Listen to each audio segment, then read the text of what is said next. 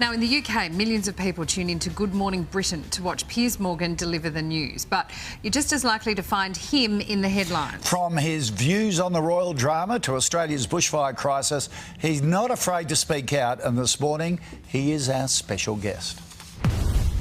And Piers Morgan joins me now from London. Piers, great to have you on Sunrise.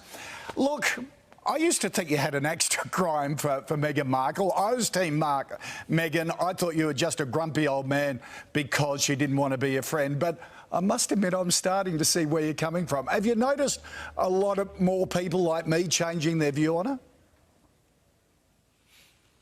I'm afraid I have, David. Yes, I'm afraid that you can't say I didn't warn you.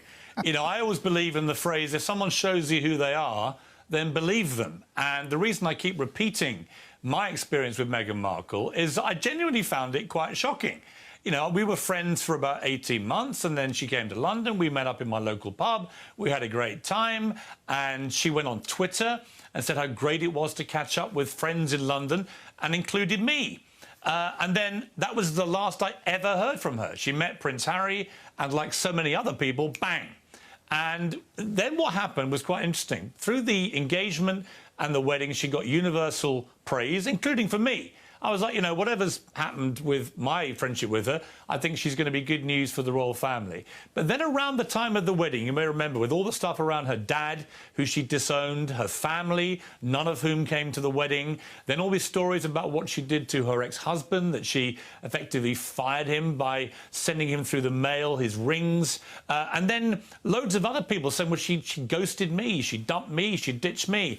And it really cemented in me a feeling that Meghan Markle is not quite what she seems, that she's actually somebody who I think is a pretty ruthless social climber who has spent her life using people and moving on and ditching them. And it's an unpleasant trait. What makes it more serious now is that, having basically got rid of her own family, she now appears to be trying to get rid of Harry from his family. And I think that is a dangerous moment for the royal family and for the monarchy. Yeah, and look, we can compare it to Yoko Ono, sort of breaking up the Fab Four.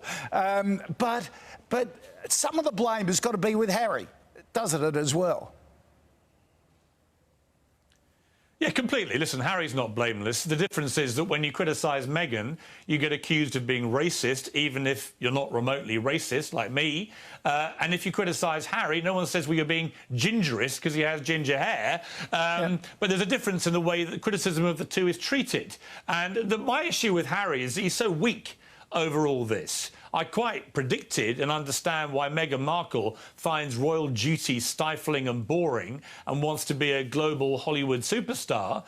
But Harry was born into this, and he should know better than most people that in return for all the servants and the palaces and the luxury life, that actually you have to perform what's called duty. That is what the royal family do. That's why they exist. They perform public duty. And it seems to me what these two now want is they want all their cake and all the royal trimmings, but they don't want to have to work for it in the way that other royals do. That is not acceptable. So you're saying, make the decision, cut and dry. Don't try and have your cake and eat it. A lot of young Brits are saying, well, why shouldn't they lead their own life? Quite rightly, you're saying, OK, if you're going to do that, don't leverage your position and your title with the royal family. Yeah, I mean, Meghan Markle was completely unknown before she met Harry in Britain, for example, and probably Australia. Unless you watched Suits, her show in America, you had no idea who she was when she came to my local pub. Nobody recognised her. Now she's one of the most recognisable people in the world purely because she married into our royal family. If she now leaves and goes around the world making millions and tens of millions of dollars out of that royal connection, that will leave a pretty unpleasant taste in the mouth. Young people get very influenced these days by Twitter.